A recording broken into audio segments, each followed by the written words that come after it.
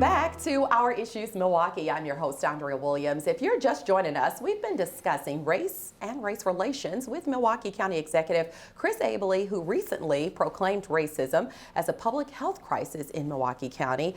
And we're now being joined by Nicole Brookshire, who joined the Milwaukee County Executive's cabinet in July of 2017 as the first director of the county's Office on African-American Affairs. How are you, Nicole? Hi, hello. Thank you for being here and glad to have you back, County Executive. For starters, let's talk about the establishment of the Milwaukee County Office on African-American Affairs and its goals.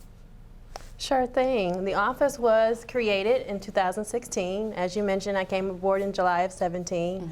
I spent probably the first year really just getting established the foundation and bringing aboard my staff. Happy to say that we are established now and in the works. A lot of our goals over the first year was really an assessment of Milwaukee County internally and externally, having a lot of conversations with community partners to identify the need and also where we could work stronger together. As of the start of 2019, we've established our main goal is to really drive racial equity, not only in the stance of prioritizing it across the county, but really implementing it into the work that we do day to day.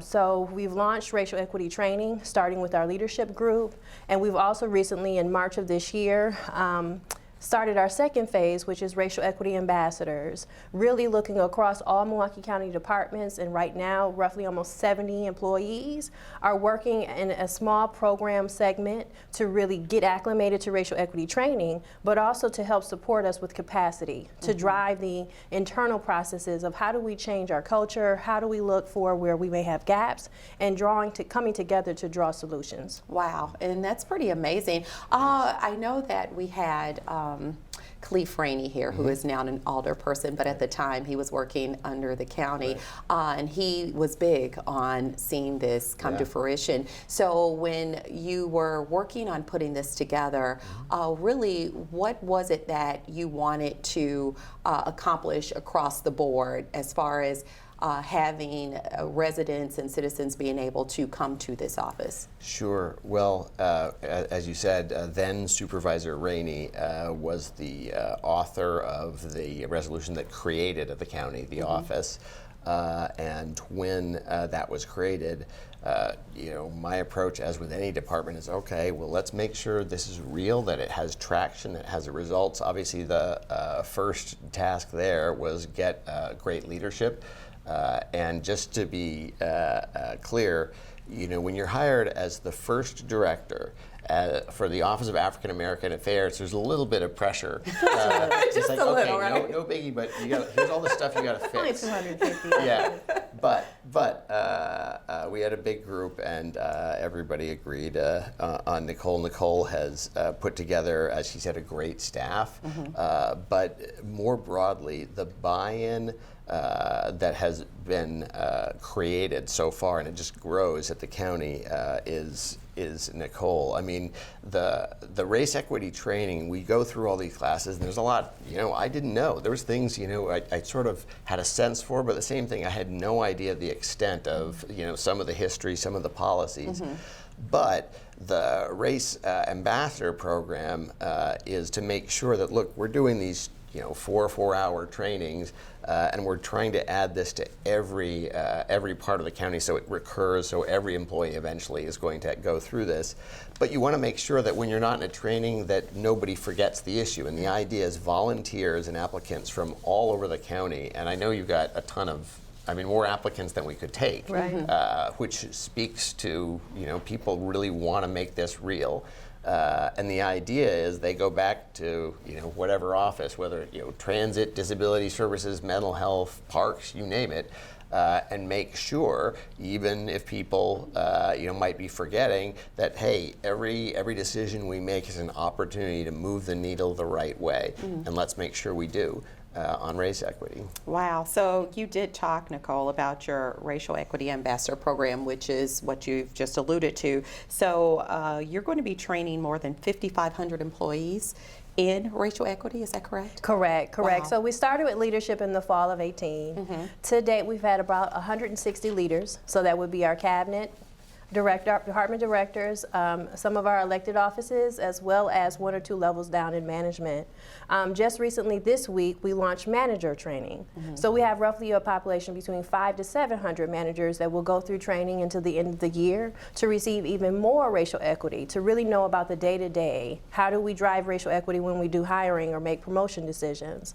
And last but not least, next month, we'll be launching all county-wide training. And that all county-wide training will encompass any other staff member that's part of the Milwaukee County enterprise to ensure that we are providing racial equity training that will be both instructor-led as well as online. So a hybrid approach to really ensuring that we're touching the discussion on racial equity, but keeping the momentum alive throughout the year. Now, you guys work with a number of community partners like the YWCA and different organizations across the county. Talk about the importance of collaboration when you're dealing with this type of subject.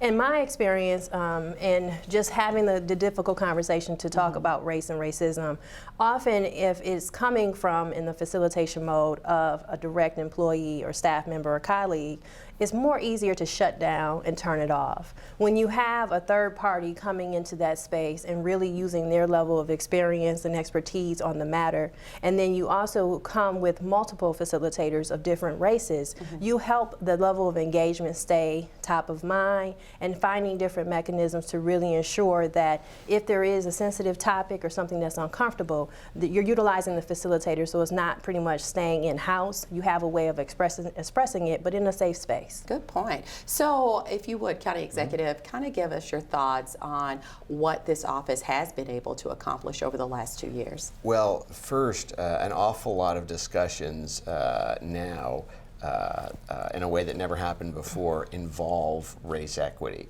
So, you know, we're in the early stages of putting together the budget for next year. I mean, it's always a long process, and every department knows that part of what we're going to be looking for in their budget proposals is how does your budget this year that you're asking for address in a positive way race equity, and they know that, I mean, even last year, Nicole from the office sat in on our budget meetings for, you know, probably more departments than, you know, you'd want to, but you learn about everything. Yeah. But it's helpful, right? It was incredibly important because there were things that people just didn't think of. And I don't think it's because, you know, they were trying to cause a problem. It's just that it didn't occur to them.